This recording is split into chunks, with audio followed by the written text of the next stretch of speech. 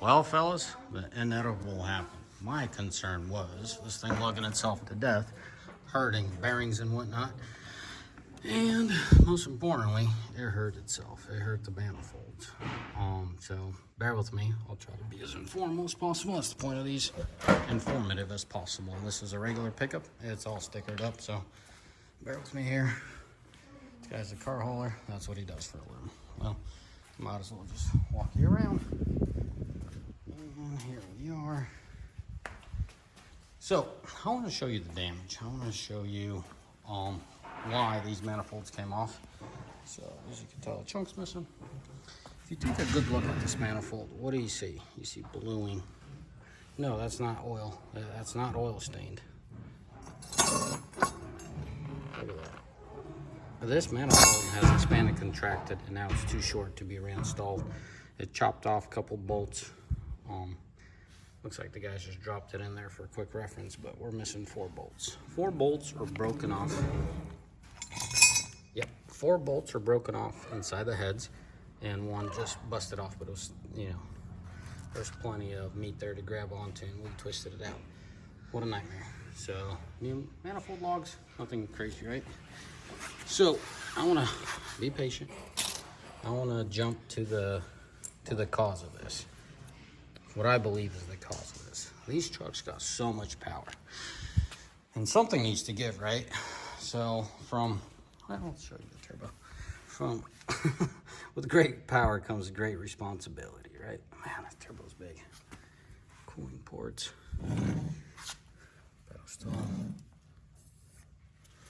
Well, things are pretty small, but it does the trick. Guy, I own a 24. I drive that 24 right out there. And my concern for this was, this thing tries to be the king of the hill. This thing tries to idle its way, if you know what I mean, lugging itself to death, but it will avoid downshifting. Now, when it starts downshifting, it drops 2-3 gears. At least my 23 did it, and nevertheless. So, what that causes is extreme temperature. You can feel. That's the heat jar cooler was leaking as well. You see that black, all the way black set on the bottom? That was the manifold. So it's the passenger side head that was leaking. The driver's side looks nice and clean. What happens when this thing is pulling large hills, grades, for an extensive period of time? It's running at very low RPM. Very low in my definition. And it turns out to be true. What Ford is trying to do is trying to give the driver, the customer, the most pleasant experience, right? Doesn't want to shift. Because what was my concern with the 23? First thing I told you guys, this transmission's all over the place. So clearly in 24 they fixed it. And I'm guessing they updated this thing. This is a 23, and now it's not shifting all over the place. But then you got this kind of situation. So by it not shifting, well, it went from one extreme, right? And it went from one extreme to where it would downshift and upshift and downshift and upshift. It was preserving the engine and not to drive the temps up. It started, man, I'm running out of air. It's hot in here. It started just lugging itself, but it pulls it so great. It's hard to explain it with timing. With more aggressive tuning is what it comes down to. They're able to pull the hills with low RPM. What really happens at that point is you got all this heat. You got all this heat in the engine, and for the amount of heat that you have, you don't have enough flow. So you're getting all this heat, all these parts heat soaked. Let's see, it's not bad. You're getting all these parts heat soaked. This is the intake manifold, guys. This is not the exhaust. Getting all these parts heat soaked and really cooking. Talking to the driver, I was thinking one or two things. Either he wasn't cooling this thing off properly, or long steady hills, long grades were pulled at very low RPM, and I nailed that one. He's like, yeah, this thing pulls at 1700, so a lot of throttle, not enough RPM. I told him to keep it between 22 and 2500. What that does, not only does it give you better oil flow, right? Now your engine's better protected because you got more oil flowing through there. You have a better cooling characteristics. No, you're thinking, oh, the gauges aren't out of whack. No, I'm not talking about that. Yes, partially. But I'm not concerned about the gauges, guys. This is not a gauge game. This thing has so much power, it could keep the coolant in check. It can keep the oil in check, right, with its cooling abilities. What it's not doing, to my surprise, is it's not defueling enough. I guess at 1200 torque, I'm pretty sure they're taking some measures to defuel, right? But it's not enough. It's not enough to preserve itself. And the reason I think they're doing that, they don't want the operators to feel bummed out. This thing needs to defuel. It needs to defuel significantly. Look at that. Look at that coloring. It's not just the sun hitting at the right angle.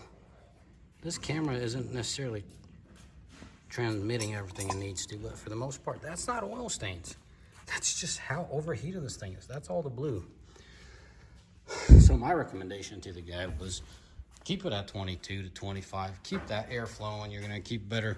You'll keep your oil in better shape. You'll keep your coolant better shape, meaning the engine's not gonna fight as hard. But obviously, there's still ability to keep the coolant in check because obviously he's not seeing any red flags.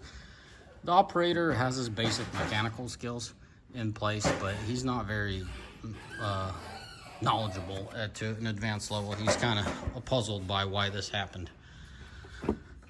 So guys, first thing, it's hard to say, hey, at this point, this is what you do. When I'm identifying, hey, at this weight, this is what you do. What this guy does is pulls 5 cars.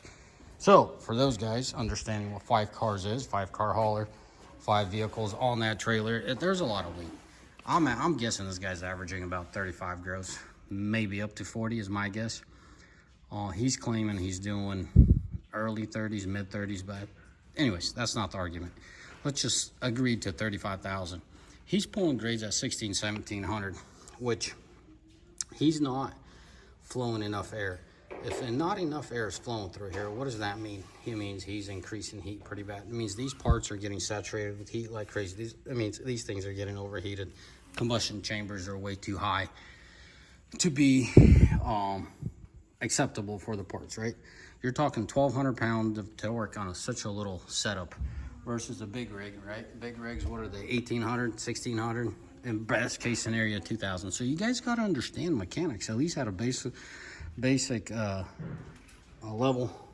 I was gonna say, let me go show you a manifold off of a semi, right? 1,800 torque versus 1,200. I mean, that's 1,200 to 18 difference is not double, right? If you do the math, that's 600. So that's 30% greater.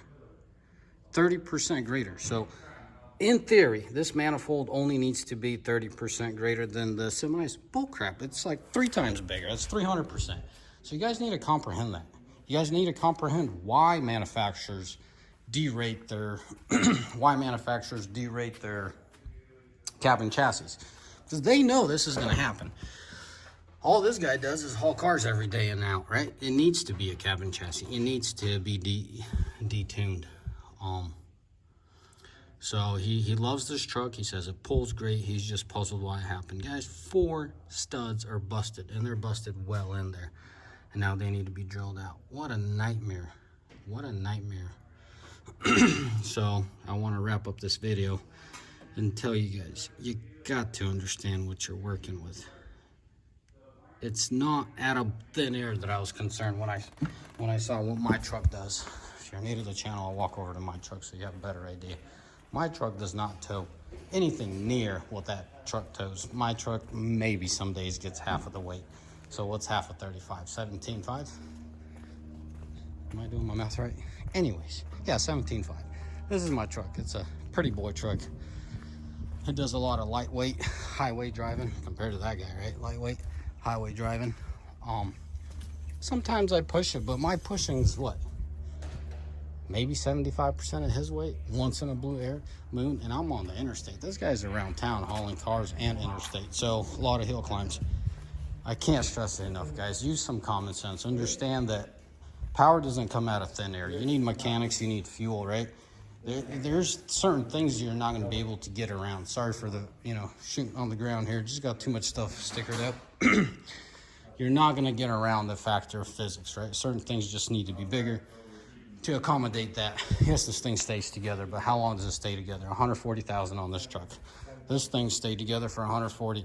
In my opinion, this is inedible, but he could have kicked the bucket down the road if he would have kept that 22 to 2,500. How can you preserve that? Guys, you just gotta be one with your mechanics, or you gotta be in tune with your truck and the mechanics of your truck. Thermal gun, the best thing I could tell you, right? As you pull every day, as you pull, data record, multiple units. See what this is. Feathering the throttle is literally what it comes down to. And then it begs to ask the question, why did I get all the power if I can't use it? That's why cabin chassis are detuned. So you can't have all the throttle. So you can't use up most of the throttle. These things are hot rods. This is why I did not buy Fords for my fleet. Why am I driving a Ford? I very much appreciate the hot rod, but I will not give it to a driver. That Ford and a driver are not going to get along, because where they're going to get graded. My first concern is the transmission. You could blow up that tranny way too quick. Not that it's a bad tranny. 1,200 pounds of torque is just too much for it. Second thing is obvious things. This driver is not aggressive. He takes it easy. He just does not understand the thermodynamics of what's going on in here and why it caused what it caused. So less throttle, more RPM. Find that sweet spot.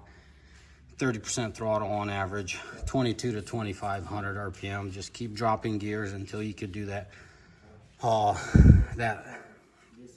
That throttle position, 30%. A good telltale sign is 20. If you're an old trucker, you'll understand this. The physics still apply. About 20% boost, or 20%, 20 pounds of boost. Kind of live by that rule. If you could climb the hill with 20 PSI, maybe 25, just to crest the hill or just a little bit longer, do that. And watch this thing live forever. If you watch your boost, you know, or let's take a step back. If you got 30% throttle, you know, you're about the 20-pound boost. I'm talking about long, steady hill climbs. I mean, this guy has to do long hill climbs. He goes through Dead Man. He goes through Snoqualmie. He got all the hills covered, right? So 30% throttle, plus minus, adjusted accordingly. 20 pounds of boost on a factory mapping is phenomenal. It's plenty of power. These Fords make plenty of power at 20 pounds of boost. Get it up to 25, pass people. Get it up to 30, pass people. But bring it back somewhere between 20 and 25 pounds of boost. 25 is on the high side. 20 is where I would like to be. But, you know, you got to adjust accordingly. Giving it full, you know, giving a heavy throttle, low RPM is what they try to do. It is just not a good mixture, guys. Some might say 140,000 is plenty, but it's not. I feel like this could have easily went 300 before needing this. In my books, that's what I'm shooting for. 300,000 before these manifolds need to be replaced. Anyways, guys, as always, may the Lord bless you. And may you all mighty fine day, and I'll keep you posted on what I find on these things. Ciao, bye.